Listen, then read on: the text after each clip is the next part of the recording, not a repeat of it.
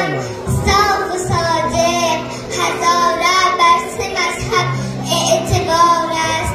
برای جعفری اسماعیلی ها ز بهر حنیفه افتخار است. وطن را مثل جانش دوست دارد، از آن رو مثل میهن داغدار است. خیانت بر وطن در طول تاریخ برای هر هزاره ننگ و عار